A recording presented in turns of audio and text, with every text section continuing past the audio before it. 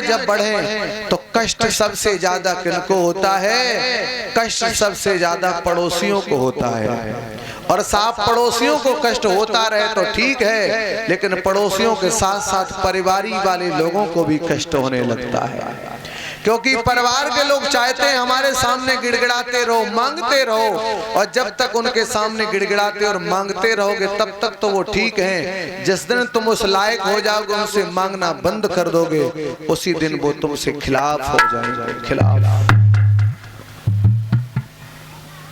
क्योंकि माताओं, मैंने इतनी सी उम्र में संसार वालों को और परिवार वालों को बहुत अच्छी भली भांति पहचाना है। मैं इस बात को खुद जानता हूं कि जिस समय हमारे ऊपर वो समय था मुसीबत का, उस समय साथ देने वाला तो कोई नहीं था, और अगर मदद कर भी देते थे तो उस समय वो अपना धन मांग लेते थे। जिस समय चाहे आटा पिसने के लिए जा रहा हो, गेहूं बिचवा देते थे लोग, तेल पिरने के लिए जा रहा तो तेल वाली घानी बिचवा देते थे लोग। ऐसे लोगों को देखा है, प्रसाद ले लो भैया, ऐसे लोगों को देखा है। तो भागवत श्रोताओं, जिस समय तुम आगे बढ़ोगे, गाड़ी नई निकाल करके लाना, उसका उद्घाटन अपने यहाँ करना, गांव के लोग आ जाएंगे, इधर उधर के आ जाएंगे, पर जिनको तुमसे जलन होगी वो निमंत्रण देने के बाद भी तुम्हारे दरवाजे पर नहीं आएंगे, याद रखना। और उस समय, उस खुशी में जब तुम कोई अच्छा काम कर रहे हो, उस समय अगर आदमी दरवाजे पे ना आए तो आप समझ लेना कि इसके पेट में तुम्हारे प्रति छुरी चल रही है, ये तुम्हें आगे बढ़ते देखना नहीं चाहता है। इसके लिए इसको तुम खटक रहे हो, इसलिए तुमसे दूरी बनाए है। एक गांव में हाथी आया, बड़े ध्यान से सुनना, बड़ा गजब की बात बता रहा हूँ। एक गांव में हाथी आया तो गांव के सारे लोग हाथ जोड़ के उसके आगे खड़े, जितने गांव के बड़े बूढ़े थे, हाथी के आगे। क्यों? हाथी का जो मुंह है ना, वो गणेश जी का मुंह है, तो लोग हाथी के आगे हाथ जोड़े खड़े।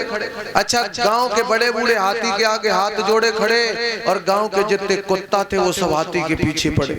भाव भाव भाव भाव करके कुत्ता अपनी लड़ाई भूल गए। जब मोहल्ले का कुत्ता बा मोहल्ले तक चला गया, अपनी लड़ाई भूल गए, पर हाथी के पीछे भाव भाव भाव भाव करके पड़े। अब एक बात समझ में नहीं आई कि हाथी जा रहा है, गांव के बड़े बूढ़े हाथ जोड़े खड़े, ये कुत्ता पीछे क्यों पड़े? अगर कुत्ता ये मेरी भाषा में बात करते तो हम कुत्तों से पूछते कि जब हाथी जा रहा है, गांव के बड़े बूढ़े लोग हाथ जोड़े खड़े, तो तुम इनके पीछे भौ भौ क्यों करते हो? तो अगर कुत्ता मेरी भाषा में बात करते तो एक ही शायद जवाब देते, क्या? कुत्ता ये कहते कि हम हाथी के पीछे नहीं भौंक रहे हैं। बोले फिर? बोले हाथी के आगे जो ये लोग हाथ जोड़े खड़े हैं, ये हमसे सहन नहीं हो रहे हैं। मेरे कहने का मतलब है, जब तुम समाज में धन में बल में बढ़ोगे, जब गांव के बड़े बूढ़े लोग तुम्हें राम राम करने लगेंगे, लोग तुम्हारे लिए कुर्सी छोड़ने लगेंगे, तो ये दो टांग वाले कुत्ता बुराई तुम्हारी पीछे करते फिरेंगे कि वो इस लायक हो गया, फलाने के दरवाजे बैठने लगा, उसको लोग राम राम करने लगे, तो वो ये दो टांग वाले कुत्ता तुम्हारी निंदा और तुम्हारी बुराई करना शुरू कर देंगे, याद रखना। इसलिए जब समाज में तुम बढ़ोगे तो सबसे ज्यादा कष्ट इनको ही होगा। एक गांव में हमने देखा भोले बाबा का मंदिर बना, और भोले बाबा के मंदिर में माताओं एक भगवान का पुजारी था। अच्छा, भगवान की श्रद्धा रखता था, लेकिन पूजा कम कर पाता था। और साहब ये होता है कि जो ईमानदार लोग होते हैं वो पूजा कम कर पाते हैं, और बेईमान तो रोज घंटा हिलाता है। दुकानदारी में 2,500 की बिक्री हो जाए तो हम तुम्हारा ये करेंगे वो करेंगे, लेकिन भला व्यक्ति के पास समय कम होता है। तो जो वो बेईमान था, पेट का कपटी था, मालूम है ना? और जो बेईमान था, पेट का कपटी था, वो रोज भोले बाबा को जल चढ़ाता, तो ईमानदार था वो कभी कभी चढ़ा पाता था। अच्छा, एक दिन ये हुआ कि दिसंबर जैसे महीने में ठंड आए और वो भोले बाबा को जल डाले, तो एक दिन ठंड के वजह से भोले बाबा निकल ही आए। बात से जा कई भैया काय को परेशान किए हो, लोग ठंड में नहाते नहीं हो, तुम एक एक लोटा नहीं 10-10 लोटा डाले जा रहे हो, हमारी तरफ देख ही नहीं रहे। भोले बाबा वो सोचने लगे ये वरदान मांगेगा, इसे दे देंगे तो ये शांत हो जाएगा, फिर ये हमें इतना नहीं नहलवाएगा। तो भोले बाबा ने कहा तुम वरदान मांग लो, क्या चाहते? बोले वरदान हाँ, लेकिन भोले बाबा ने कहा काम करना, वरदान तो तुम ले लो, अच्छी बात है, लेकिन अगर तुम वरदान में हमसे एक चीज मांगोगे तो हम तुम्हारे पड़ोसी को 2 चीजें देंगे। मतलब तुम्हें 1 रुपए देंगे तो तुम्हारे पड़ोसी को 2 रुपए। जल डालने वाला कपटी व्यक्ति बोला भोले बाबा से, कहा प्रभु इधर चढ़ा दो। भोले बाबा हमारी तो पड़ोसी से बहुत लड़ाई चलती है, इसलिए जो देना वो हमें दो, पड़ोसी को ना दो। भोले बाबा बोले देखो संसार में हमारे सब अपने, हमारी किसी से लड़ाई नहीं है, इसलिए तुम्हें एक तो पड़ोसी को दो, और अगर नहीं लेना है तो मना कर दो। भोले बाबा बोले हम चले जाएं। तो बोले प्रभु एक काम करो। उसने सोचा मकान नहीं है, कहा प्रभु हमारा 1 मंजिल मकान बना दो। तो भोले बाबा बोले कोई बात नहीं, मस्त ऐसा ही होगा। तो उसका 1 मंजिल बना, पड़ोसी का 2 मंजिल बन गया। अब पड़ोसी का 2 मंजिल बन गया तो घरवाली ने आए कि जैसे भी आए पूछे कि क्या करवाया है। बोले क्यों? बोले तुम्हारा 1 मंजिल, पड़ोसी का 2 मंजिल। बोले पूजा करी तुमने और पूरी की पूरी फायदा पड़ोसी को। सो बाकी घरवाली जब दरवाजे पे झाड़ू वाड़ू लगाए तो कूड़ा बाइक दरवाजे पे कर दे 2 मंजिल वाले के तरफ से तरफ। अब वो बेचारो सीधो साधो आदमी और झाड़ बुहार के वो फेंक दे, वो फिर वही हाल करे, उसको परेशान। अब भोले बाबा पे जल डालने वाले फिर शुरू कर दो। सो भोले बाबा एक दिन फिर निकल आए, भैया क्या चाह रहे हो? बोले प्रभु एक काम करो। बोले क्या? बोले वरदान चाहिए। बोले बाबा बोले हाल वही होंगे, तुम्हें एक तो पड़ोसी को दो। बोले तो ठीक है। इसने विचार किया, कपटी व्यक्ति था, और कपटी व्यक्ति से सावधान रहना। जीवन में ये किसी मोड़ पे तुम्हारी वो दुर्गति कर सकता है जो तुम सोच नहीं सकते हो। बोला प्रभु एक काम करो। इसने दिमाग लगाया, इसने कहा भोले बाबा से एक काम करो, तुम हमारी 1 आंख ही फोड़ दो। बोले जब हमारी 1 आंख ही फूटेगी तो पड़ोसी की दोनों फूटेंगी। देखो सोच देखो। तो भोले बाबा से कहा मेरी 1 आंख फोड़ दो। सोचने लगा हमारा तो काम 1 से चलता ही रहेगा, उसके बाजार बंद हो जाएंगे तो सब गड़बड़ हो जाएगा। तो भोले बाबा से कहा मेरी 1 आंख फोड़ दो। भोले बाबा बोले मस्त ऐसा ही होगा। तो उसकी तो 1 फूटी पर पड़ोसी की दोनों। अब जो जब दोनों बाजार बंद हो गए, उसके बाद क्या किया, 2 मंजिल मकान था तो बाल बच्चों ने देखे पिताजी की मेहनत, आखिर अंधे हो गए तो बाल बच्चे बाबा के पड़ोसी अंधे वाले की बड़ा सेवा करें। और 1 आंख वालों जो व्यक्ति रहे भैया, अब जो सेवा देख देख के जगह हृदय में खट के तो जगह भगवान जैसी पूजा है। जाने भोले बाबा पे जल डाल लो, फिर शुरू कर दो। भोले बाबा से कहा प्रभु हमें वरदान चाहिए। भोले बाबा बोले मांग लो, अगर ना छाती ठंडानी होए वे तो। बोले तो ठीक है प्रभु। बोले क्या चाहते हो? भोले बाबा से बोला कि जिस घर से हम जब बाहर निकलते हैं तो हमारे दरवाजे के सामने 1 कुआं बनाए दो। जाने जा सोची कि 1 कुआं बनाए को 1 ही आंख ही फूटी तो कहूं ना कहूं से निकल जाए, और पड़ोसी के दरवाजे पे 2 कुआं बनेंगे और दोनों फूटी तो काऊ न काऊ में जरूर गिरेंगे। भोले बाबा ने कहा है मस्त ऐसा ही होगा। तो उनके दरवाजे पे 1 कुआं बना, पड़ोसी के पे 2 बन गए। जब 2 बन गए तो बाल बच्चा निकाल रहे थे तो एकदम पैर फिसला, पड़ोसी कुआं में गिर पड़ा। और जब पड़ोसी कुआं में गिर पड़ा, वैसे ही 1 आंख वालों आओ, बोले भैया रामलाल कुआं में गिर गए। रामलाल बोले तेरी छाती तो ठंडी है गई। कहने का मतलब है जो तुम्हारा शत्रु होगा वो खुशी में दरवाजे पर नहीं आएगा। उस दिन का इंतजार करो जिस दिन तुम्हारे यहाँ कोई खत्म हो जाएगा, ये दुश्मन सबसे पहले तुम्हारे दरवाजे पर मिलेगा। याद रखना, ये दुश्मन की पहचान है जो तुम्हारे दरवाजे पर कभी नहीं आया है, और जिस दिन तुम्हारे यहाँ कोई खत्म हो जाएगा तो सबसे पहले मौका मारेगा, सबसे पहले तुम्हें अपनापन दिखाएगा कि हम तुम्हारे हैं। लेकिन आज तू दरवाजे पर इसलिए आया कि पड़ोसी मरा तो तेरी छाती ठंडी हो गई, इसलिए समाज को तू दिखाना चाहता है कि मैं इनका हूं, पर नहीं। जिसने दर्द में साथ ना दिया हो वो मृत्यु में साथ क्या दे सकता है। याद रखना, जिसने दर्द में साथ दिया हो वो मृत्यु में साथ दे, वो तुम्हारा है। और जिसने दर्द में साथ नहीं दिया, मृत्यु में साथ दे के तुम्हें अपनापन दिखा रहा है, ऐसे व्यक्ति से सदा संतानों को भी दूर रखना। बोल गोविंद भगवान की। नारद बाबा ने कहा है कि कंसराज अगर वो बढ़ रहे हैं, पौड़ रहे हैं, तो तुम्हारी छाती काहे को फट रही है? तुम क्यों घबरा रहे हो? तुम चिंता क्यों कर रहे हो? उसी समय मेरे भागवत श्रोता,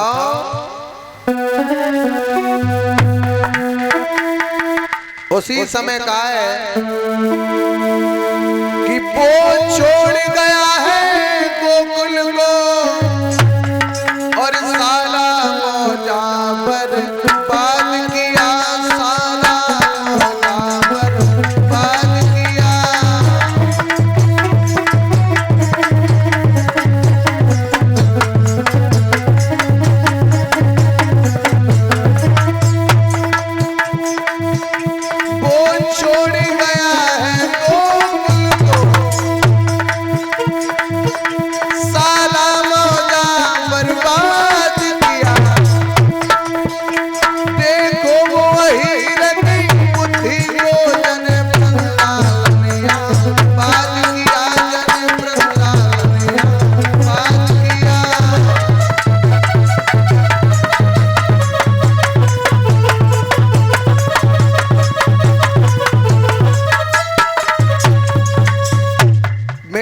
भागवत श्रोता बोले उसने वृंदावन आबाद कर दिया है। और महाराज के उसी अहीर के दो छोरे बलराम कृष्ण कहलाते महाराज। वही तो काल हमारे हैं ऐसा ज्योतिषी बताते हैं।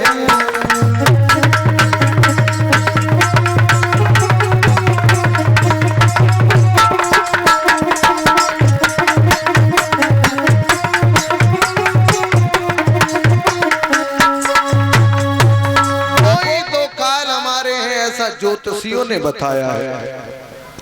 भागवत श्रोताओं उसी समय जब ये बात सुनी है कंस राज के नारद ने, मेरे भागवत श्रोताओं कि सुने कंस के बैरी लगे योग कहने मुनि तपधारी महाराज। ओ कंस राज तेरी बुद्धि रे का कहियन पे मारी।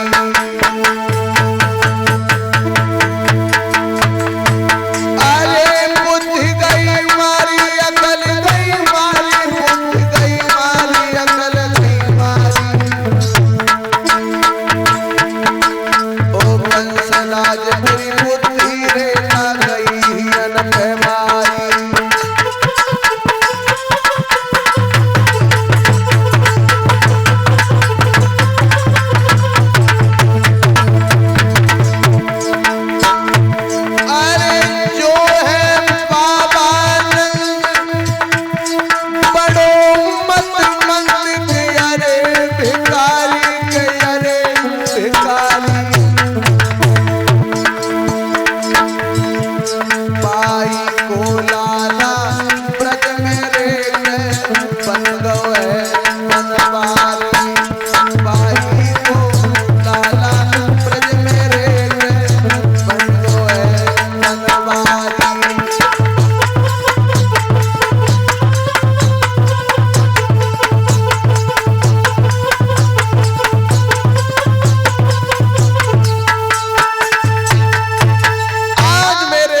श्रोताओं का उसी का लाल बनवारी बन गया है।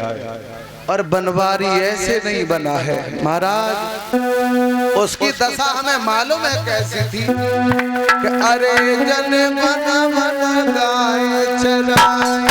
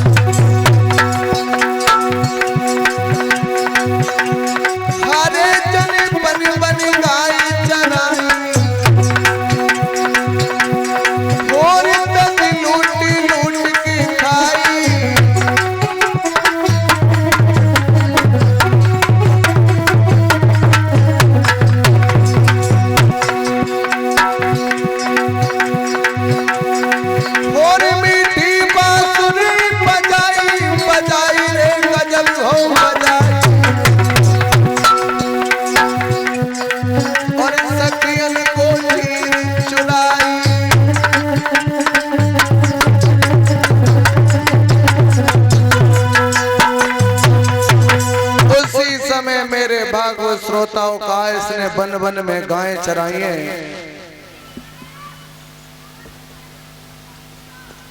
और सखियों के साथ दद लूट लूट के इसने खाया है। नारद बाबा बोले तो घबरा क्यों रहे हो, तुम्हें नहीं मालूम है, तुम्हें नहीं मालूम है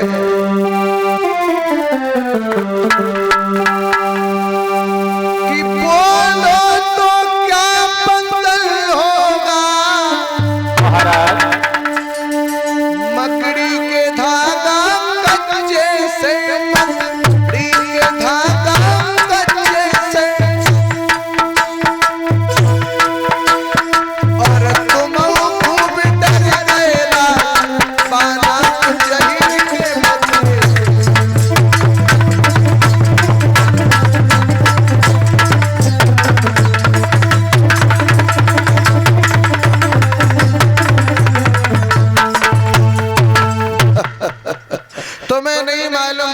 तो क्या बंधन होगा मकड़ी के धागा कच्चे से। और तुम खूब डर गए राजन ना कुछ अहीर के बच्चे से। अरे मकड़ी के धागे से किसी को बांध दिया जाए तो क्या वो बंधन माना जा सकता है। इसलिए कंसराज क्या भूले हो। कंस बोलो महाराज हमें लग रहा हो तुम दही के धोखे चूना चटाने जा रहे हो, हमें यही समझ में आ रहा है। और बोले सुनो कि बाके नाम की याद कर कर के कंस अरे ज्यादा पानी चढ़ा नहीं, कोई ज्यादा पानी चढ़ा नहीं। खेला है सदा लड़कियों में पैसा मर्द से बड़ा।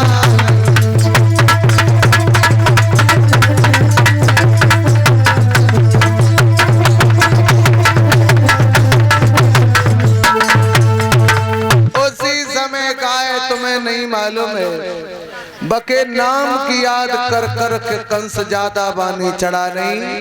खेला है सदा लड़कियों में वह काम मर्द से पड़ा नहीं। मेरे भागवत श्रोता उसी समय सुखदेव भगवान कहते ही राजन परीक्षित मेरे भगवत श्रोताओं उसी समय नारद बाबा कंस को समझा रहे हैं। मेरे भगवत श्रोताओं कंस ने कहा है कि आप क्या कह रहे हो, आप ये सब कुछ करवा रहे हो लेकिन तुम्हें नहीं मालूम नारद बाबा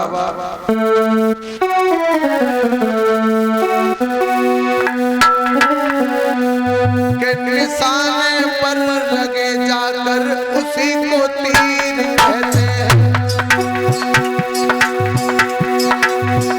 कंसराज बोला नारद बाबा निशाने पर लगे जाकर उसी को तीर कहते हैं। आन पे जान जो दे दे उसे अहीर कहते हैं। आन पे जान जो दे दे उसे अहीर कहते हैं। आन पे जान जो दे उसे अहीर कहते हैं।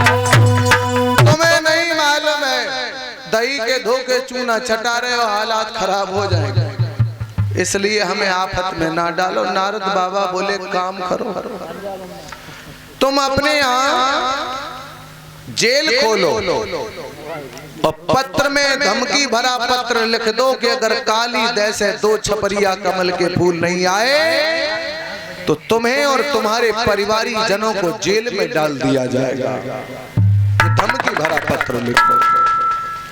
उसी समय भागवत श्रोताओं ये धमकी भरा पत्र जिस समय लिया और सुना, उसी समय सुखदेव भगवान राजा परीक्षित को सावधान करते हैं कि हे राजन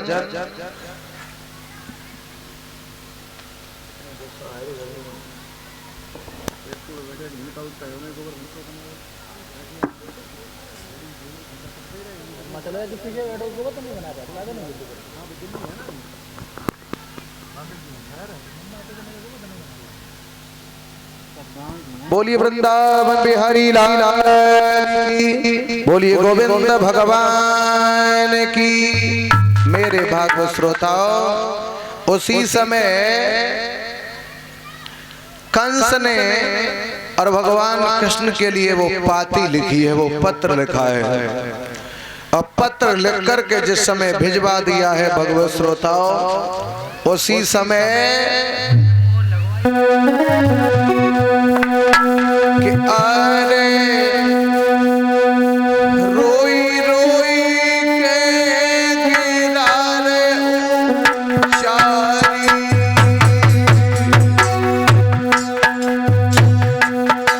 पत्र भिजवा दिया है और बाबा नंद को वो पत्र मिला है। बाबा नंद उसी समय पत्र वो धमकी भरा पढ़ के रो रहे हैं।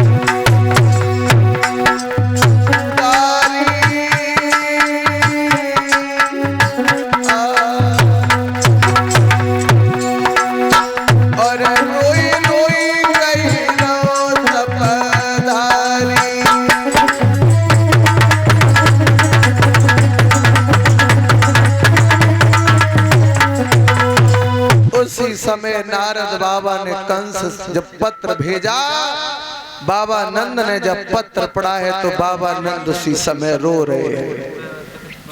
और बाबा नंद जिस समय भगवत श्रोता रो रहे हैं, सुखदेव भगवान उसी समय परीक्षित को सावधान करते हैं कि महाराज परीक्षित क्या है? बोले महाराज उसी समय सुखदेव भगवान कहते हैं राजन परीक्षित, उसी समय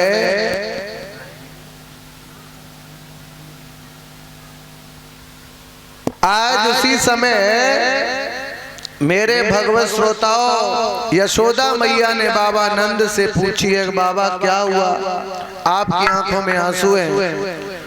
तो बाबा नंद ने कहा है कि कुछ मत पूछो यशोदा, अरे प्राणन प्यारे